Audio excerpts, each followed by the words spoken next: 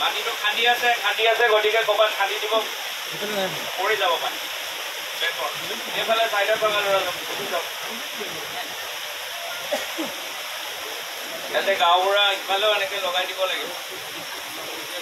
কিবাকে ইফালে কোনোবা আছে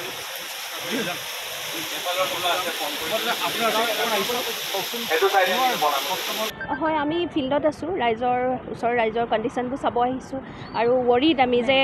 কালিৰ পৰা বৰষুণ নেৰানেপেৰা দি আছে বাৰু তাৰ ফলতে যোনটো মানে অৱস্থা হৈ গৈছে গহপুৰ এনেও ফ্লাড প্ৰ'ন এৰিয়াই আমাৰ যোৱা বছৰ আমি মেজৰ ফ্লাড দেখিছোঁ গতিকে আমি সেইকাৰণে অন্ততঃ 2-3 মাহ আগৰ পৰা আমি ৰেডি হৈ আছিলোঁ চব ডিপাৰ্টমেণ্ট এতিয়া ৱাটাৰ ৰিচোৰ্চ তেওঁলোকৰ চব যিমান মেকানিজম আছে গোটেই মেচিনেৰিজটো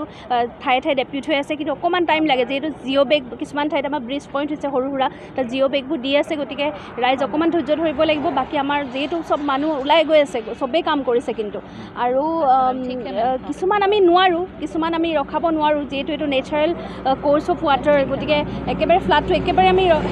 ৰখাই দিব নোৱাৰোঁ কিন্তু আমি যাতে ৰাইজৰ ওচৰত থিয় দিব পাৰোঁ প্ৰপাৰ টাইমত ফ্লাড ৰিলিফটো দিব পাৰোঁ আৰু লগত যাতে কেতিয়াবা ৰিলিফ কেম্পৰ যোনখিনি আমাৰ ব্যৱস্থা আছে সেইখিনি যাতে আমি খুব ভালকৈ নিয়াৰিকৈ কৰিব পাৰোঁ এইখিনিত আমি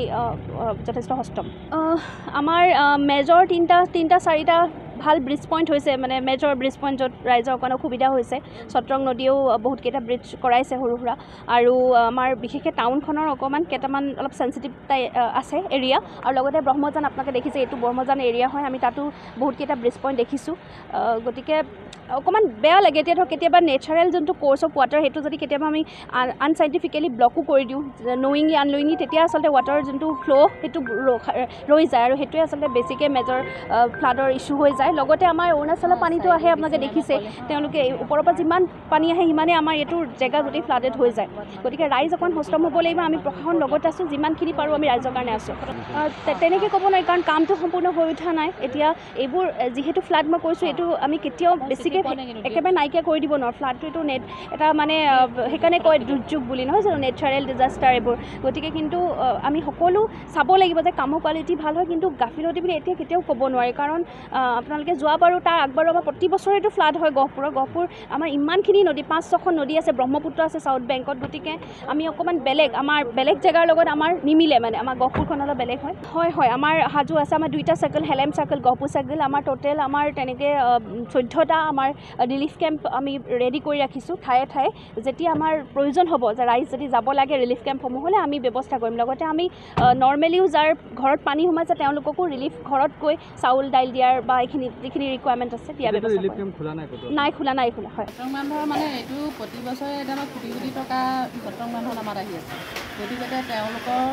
যিটো মানে দলং যিখন দিলে গতিকে দলংখনৰ যিটো অৱস্থা হৈছে আজি প্ৰথম বান্ধটোতে আজি এইটো অৱস্থা হৈছে গতিকে আমি এই যিটো পৰিৱেশ হৈছে গতিকে আমাৰ 1 নম্বৰ আৰু 7 নম্বৰ 2টা ৱাৰ্ড ডুবি আছে